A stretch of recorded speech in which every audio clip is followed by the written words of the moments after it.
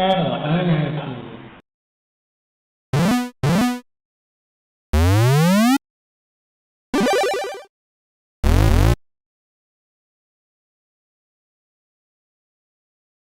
I mean, I guess of course, because I introduced a new feature to the show where one of the game's names is hidden every week in the polls, that everybody's going to vote for the random who knows what it's going to be this time around. I guess in hindsight, if maybe there was like a particular game that was, like if last week was Elite, and if Elite was in this week's poll list, then it might have been a little trickier to tell if maybe Elite would have won or maybe the mystery game would have won. But no, this week it was the mystery game, and the mystery game is Sheep in Space, which is a title. It's in a tape file, so I guess we should start it up.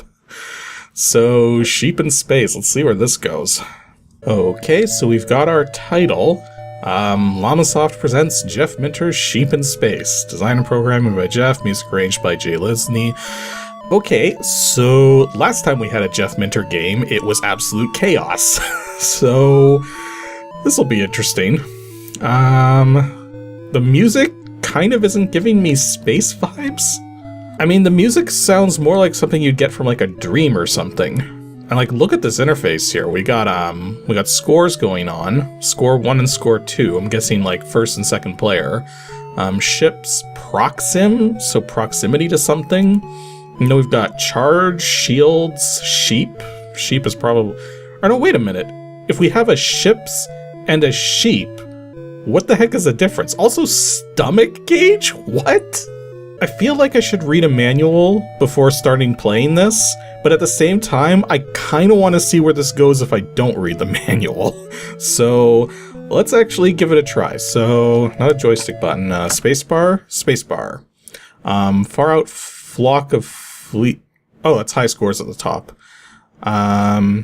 If the plane of this game... that is scrolling surprisingly fast. I can barely read it. So I had to actually wait for a train to pass, so that gave me a chance to actually read what was being written on that bottom bar. It's virtually impossible for me to actually state it as it's going along because of how fast it's moving. Now, theoretically, I could just go into the emulation speed and slow it down like that, and suddenly it's very easy to read it along with it. But here's the thing, this is actually really long. This is like nearly 2 minutes worth of text down here, even at the... Whoops, that was the warp button. Even at the proper speed, which I will... There you go, proper speed again. Even at this speed, it takes over 2 minutes to read all of this. So, there's a lot there. If you want to read it, none of it are instructions. It's mostly just credits and ramblings and stuff, but yeah, it's there if you want to. Anyways, let's actually try to play this thing. So, press fire to start. Okay, so... I'm guessing, yep, this is us. We're a sheep. Okay, these are interesting controls. Okay, apparently I can shoot stuff. I don't know what I'm shooting, but... And I just got run over by something. Okay, this is go off to a great start. I say ironically. So yeah, the controls are kind of weird here. So you seem to accelerate automatically. Like, if I hold right, I don't go any faster, but if I just tap left, I turn around and start accelerating the other way. Like, you cannot come to a stop. You can either accelerate in one direction or accelerate in the other until you reach your top speed. And I've also got some kind of attack here. Oh, that was interesting. Okay, so if I'm close to the top of the screen, it, like, angles up? If I'm close to the bottom, does it angle down? Yes, it does. Interesting. So yeah, there's a lot going on here, and I'm having trouble sort of keeping track of what's going on. I mean, it says my stomach is peckish, so I'm guessing I gotta, like, eat something. What am I supposed to eat, though? Like... I guess there's probably something that's going to come along. Can I actually... No. Trying to walk on the floor just kills me. But then why does the game make it look like you're going to walk on the ground when you approach the ground? Okay, well, given that you're allowed to change direction, my guess here is that it's less about trying to reach a goal, but more so about just trying to reach, like a score or something. Or maybe not. Like, I mean, the proximity thing, maybe it's showing me that I gotta go the other way, especially since I'm not seeing any ships anymore. So maybe I just gotta go back where I came, and maybe I'll find some more stuff to potentially eat or fire whatever that is at it. Okay, I see what's happening. The proximity gauge is actually showing me where the enemies are. So yeah, if I come up to one of these enemies up here, yeah, see how it's, see how there's the little triangles showing up in the proximity? That indicates that they're nearby. So I'm trying to hit those things, I guess? Except my stomach keeps running down. I'm not sure how to replenish that. Maybe if I run into it. Maybe that'll get me my, No, that didn't do anything. And apparently my stomach went to dead. So, yeah, there's some kind of food mechanic going on. And that's the part that's confusing me right now, because everything else seems a lot more straightforward. I mean, right now it's telling me that I should probably go to the right. And then, yeah, we've got something in that little alcove up there. Let's see if we can blast it. Or try not to get blasted by it. And there it goes. Oh! I actually finished the level. I don't even know what I did. Oh yeah, and there's that whole Planet Buster thing too. Like, maybe the Planet Buster is something we use with the spacebar? But let's see if we can actually survive a little better this time. Well, probably would help if I didn't just bump into everything. There's a lot of green icons and red icons. Okay, so maybe red is bad and green is good? And flashing is clearly not good, because flashing was an insta-death. Okay, these crashes that are occurring are not insta-deaths. I just realized that my shields count goes down every time I take a hit. So I am trying to not hit stuff, and rather shoot things instead. But yeah, I'm having a little trouble figuring out how to keep myself from running out of food in the stomach. So hopefully we can figure that out. And maybe it has something to do with, like, oh, that's right, if you touch the top or the bottom, you just die. You know what? Maybe I will look up a manual. Give me a moment here. Okay, I have now read the manual, and this game is just as chaotic as the last one from Llamasoft. Okay, so let's try to play this. I'm not expecting to do well because this game has some weird mechanics. But yeah, so the way you get your stomach back to normal is by grazing on the grass, which means you have to sort of land on the ground, but because you die if you go too low, you have to sort of be real careful about that. And yeah, your speed is determined by how close you are to the middle of the screen. So the lower you go, the more your speed drops. So yeah, you can see the enemies are above me there. So if I get some distance here and then turn around, it should give me an ability to potentially shoot these things. Okay, so now if I want to actually get my stomach refilled, let's go back this way. Okay, there's some grass up there, so let's slow it down. Okay, so now you start munching away at the grass. Now you just gotta give it a bit. Apparently, according to the manual, you can overeat and explode. I am not kidding. This game is weird. Also, see all those camels are passing right now? Yeah, you're not supposed to shoot them or you lose points. Also, you're not supposed to run into walls or you die. That's kind of important too. But yeah, generally speaking, if you're in the center of the screen, you want to keep shooting because that's where a lot of the enemies are going to be. And yeah, it's like there's no reason not to shoot while you're in the center of the screen. Or actually, here we go. The charge actually just hit 5 on both sides. So I think we're about to... Yeah, we're about to end up in a space battle now. I have no idea why this is a thing. So yeah, because we ended up in a space battle, we now have to survive this space battle in order to... Yeah, that's not happening. So one thing I wasn't clear on in the manual is if you go back to... Like, it's just making a lot of noises right now, but I don't know if you actually go back to the planet. Oh, you do go back to the planet. Okay, so ending up in the space battle is actually a bad thing. Like, it's probably worth points, but the idea is if you end up in that space battle, then you gotta clear that battle before you can go back to normal gameplay. So yeah, this is a weird game, but at least I kind of understand what's going on now. It is so easy to hit things when you're trying to move up towards the top of the screen, though, or towards the bottom. It makes it very difficult to hit the enemies that are like getting really close to the top. And yeah, the ships counter is actually telling you how many more ships you have to destroy to beat the level. So it says 5 right there because there's 5 ships left before I win.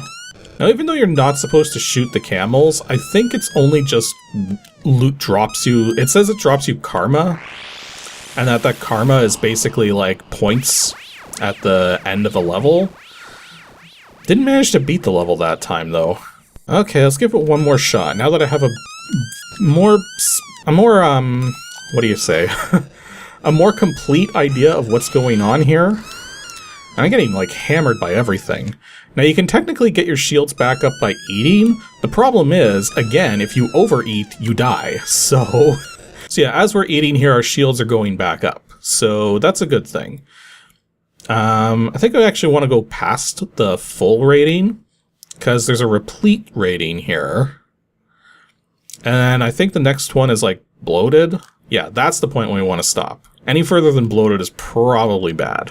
So it says we got 6 more enemies to defeat, and the Planet Blaster just just got to full power, so that means we are going to have to face the space battle. Oh boy. So yeah, the problem with the space battle is that there's no grass to help you out, so surviving this is a little ridiculous, especially since everything is moving so fast. Also, I'm noticing that when you come back from the Planet Buster sequence, you have to destroy everything again. So, because like me here, I lost the life but in the normal sequence, but the ship's count is still at 10. Whereas if I end up having to do the whole Planet Buster sequence, the ship count is going to go back to what it started at for this level. So that's kind of annoying. Like, in order to clear a level, that means you have to get through it, like kill all the enemies, before the Planet Buster fully charges. Which, I'm not sure how viable that is, because I'm not exactly sure what it is that charges it in the first place. Okay, we got an enemy right here, and there was another one I passed just a moment ago, but I didn't have any shields left to take that hit.